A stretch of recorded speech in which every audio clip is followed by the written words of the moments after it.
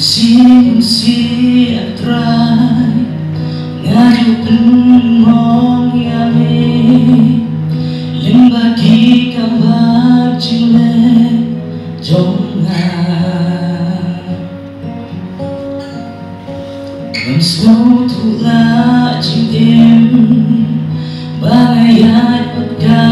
patay Henry may kodit yang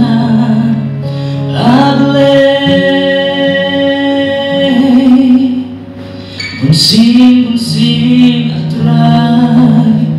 ngaju penmong yame limbagi kambar jile jonga Menslow tula jim bangayat pagka patay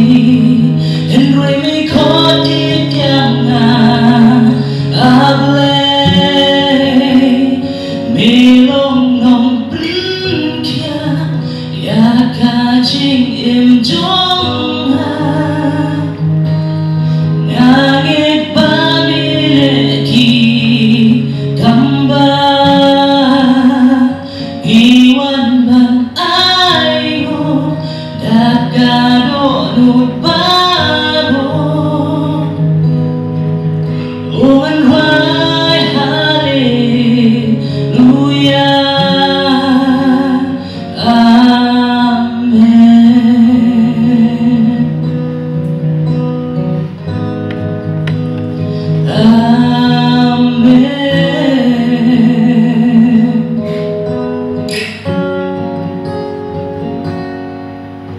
Jisu unong pendim balayap halor ingna ban pendim yunong popgum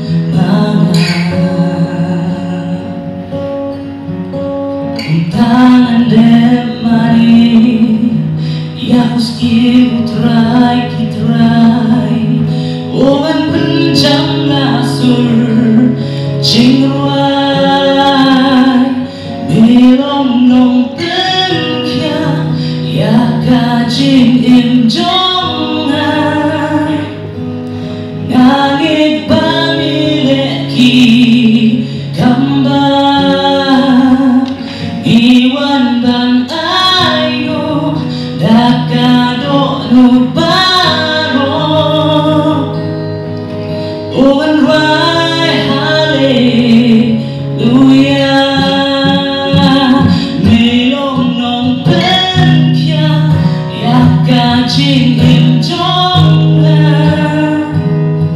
ngangit pamileki gambar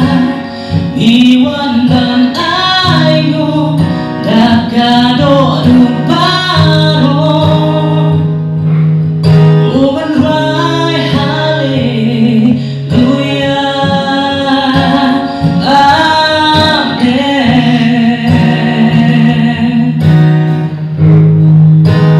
amen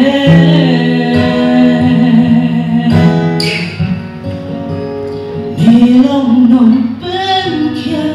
ya kajing im jonga ngangit